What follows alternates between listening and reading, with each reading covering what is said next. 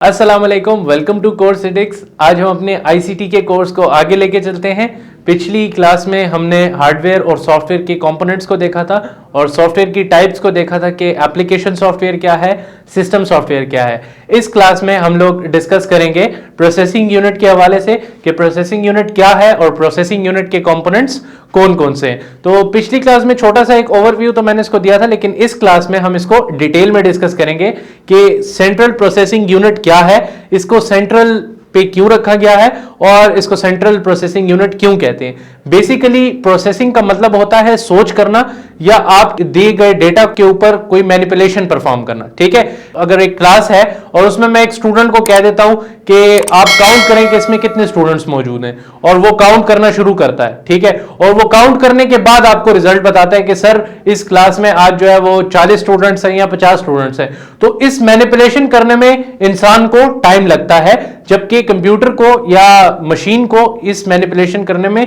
इतना टाइम नहीं लगता जितना एक इंसान को लगता है, राइट। तो जो भी ये सोच करने का काम होगा या मैनिपुलेशन करने का काम होगा, ये आपके लिए प्रोसेसिंग यूनिट परफॉर्म करेगा, राइट। किसी भी किस्म की कोई आप इनपुट प्रोवाइड कर रहे हैं कंप्यूटर को और आप चाहते हैं कि उस इनपुट के अकॉर्डिंग आपको आउटपुट मिल जाए, तो उसके ऊपर जो प्रोसेसिंग होगी वो तमाम तर काम जो होंगे वो प्रोसेसिंग यूनिट करेगा। ठीक है, अगर आप कहें ना कि ये एक एडमिनिस्ट्रेटर है कंप्यूटर का, तो गलत नहीं होगा। ठीक है, जो तमाम तर रिजल्ट्स जनरेट हो रहे हैं वो बेसिकली प्रोसेसिंग यूनिट की वजह से ही हो रहे हैं। ठीक है ना, जो तमाम तर मैनिपुलेशन करने का काम है वो प्रोसेसिंग यूनिट ही आपके लिए बेसिकली कर रहा है। इसी तरह आपका जो प्रोसेसिंग यूनिट है इसको कहा जाता है कि ये आपका कंप्यूटर का ब्रेन है, राइट। तमाम तर जो डिसीजंस लेना है या तमाम तर जो मैनिपुलेशन करना है उसका काम जो है वो आपका प्रोसेसिंग यूनिट ही कर रहा है, राइट। एक तरह से आप कहें ना कि जितनी भी एक्टिविटीज है और जितना भी कंट्रोल है वो अगर प्रोसेसिंग यूनिट के पास है तो ये बात गलत नहीं होगी। क्यों?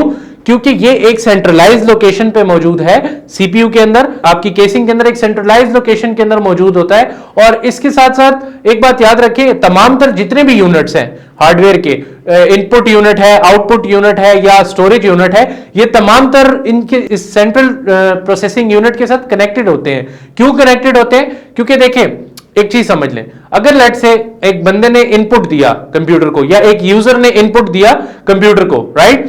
अब वो इनपुट जो है, अगर आपका इनपुट यूनिट प्रोसेसिंग यूनिट के साथ कनेक्ट नहीं होगा तो उस इनपुट के ऊपर प्रोसेसिंग कौन करेगा या सोच कौन करेगा?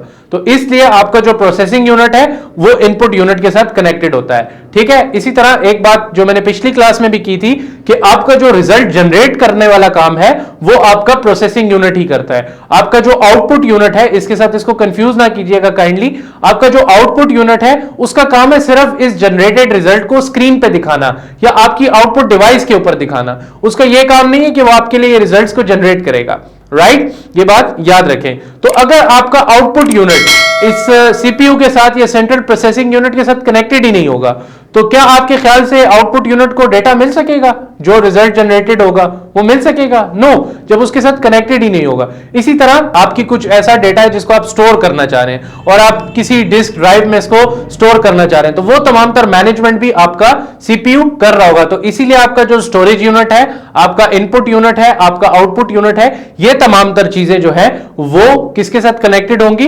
वो आपके सेंट्रल प्रोसेसिंग यूनिट के साथ कनेक्टेड होंगी। ठीक है, और आपका जो डेटा है वो कंटिन्यूअसली सीपीयू के थ्रू पास हो रहा होगा। अच्छा, एक बात याद रखें, इसमें एक टर्म लिखी हुई है कि आपकी रैम में से कंटिन्यूअसली डेटा आ रहा होता है और आपके अदर यूनिट से, इनपुट यूनिट से।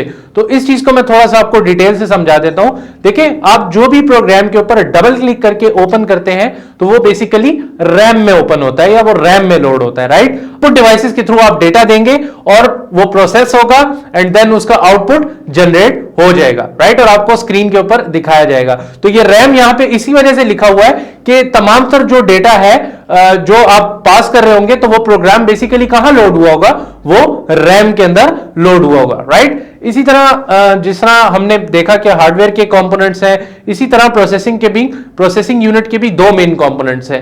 एक है कंट्रोल यूनिट और एक है arithmetical and logical unit, right. तो कंट्रोल यूनिट क्या है? बेसिकली कंट्रोल यूनिट जो है वो तमाम तरह एक्टिविटीज को हैंडल करता है। जो भी प्रोसेस आएगा या जो भी काम आएगा सीपीयू के पास, वो देखा जाएगा कंट्रोल यूनिट की तरफ से कि ये किस किस्म का काम है। लेट्स से मैं आपको एक एग्जांपल देता हूं। अगर मिसाल के तौर पे एक यूजर ने एक फाइल को दूसरी जगह पे कॉपी करना है, तो इस काम में कोई कैलकुलेशन मौजूद नहीं है, तो ये जो इवेंट बेस्ड काम होगा या क्लिक बेसिस पे जो काम होगा, ये तमाम तर चीजों को हैंडल करने वाला भी आपका कंट्रोल यूनिट होगा। सिमिलरली अगर किसी यूजर ने कीबोर्ड से डेटा दे दिया 2+2 और इनपुट आया है प्रोसेसिंग यूनिट में क्या कि 2+2 के ऊपर आपने प्रोसेसिंग करनी है, तो ये चीज भी आपका कंट्रोल यूनिट देखेगा और देन कंट्रोल यूनिट ये तमाम इस तरह का जो डेटा होगा जो कैलकुलेशन के ऊपर बेस्ड होगा उसको आगे ट्रांसफर कर देगा दूसरे यूनिट के पास, जिसका नाम है ALU, arithmetical and logical unit, right. Control unit जो है ना, आपकी तमाम तर जितनी भी एक्टिविटीज हैं, जो भी आप इनपुट दे रहे हैं, जो आप आउटपुट देख रहे हैं, इन तमाम तर एक्टिविटीज के लिए रिस्पॉन्सिबल आपका क्या है,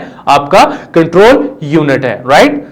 इसी तरह आपका जो अर्थमेटिकल एंड लॉजिकल यूनिट है, जो कि नाम से जाहिर है, अर्थमेटिकल एंड लॉजिकल यूनिट का काम यह है कि आपकी जितनी भी कैलकुलेशन बेसिस पे काम होंगे वो तमाम तर आपका अर्थमेटिकल एंड लॉजिकल यूनिट काम करेगा। और वो डेटा कहां से आएगा, कंट्रोल यूनिट से पास होके आएगा। कंट्रोल यूनिट देखेगा कि क्या इस काम में कैलकुलेशन है, अगर है तो वो अर्थमेटिकल एंड लॉजिकल यूनिट को दे दिया जाएगा, अगर नहीं है तो वो कंट्रोल यूनिट खुद हैंडल करेगा, राइट। इसमें दो टर्म्स हैं, अर्थमेटिकल एंड लॉजिकल यूनिट। देखिए आपके कंप्यूटर में दो तरह के काम हो सकते हैं, एक लॉजिकल काम भी हो सकते हैं और एक अर्थमेटिकल ऑपरेशंस भी परफॉर्म, बेसिकली काम नहीं ऑपरेशंस, आपके दो ऑपरेशंस परफॉर्म होते हैं, arithmetical operations and logical operations. Arithmetical operations कौन कौन से हैं, प्लस माइनस मल्टीप्लाई डिवाइड वगैरह वगैरह, आप जो करना चाह रहे हैं इनको हम कह सकते हैं कि ये आपके अर्थमेटिकल ऑपरेशंस है। इसी तरह अगर मैं लॉजिकल ऑपरेशंस की बात करूं तो अगर आपने नाम सुना हो, जैसे हम ग्रेटर देन सिंबल यूज करते हैं, लेस देन का सिंबल यूज करते हैं, इक्वल टू का सिंबल यूज करते हैं कि ए की वैल्यू जो है वो बी से, दो वैल्यूज हम देते हैं लेट से कंप्यूटर को, और हम कहें कि हमें बताया जाए कि ए की वैल्यू बड़ी है या बी की वैल्यू, तो इनमें बेसिकली कंपैरिजन होता है दो वैल्यूज का।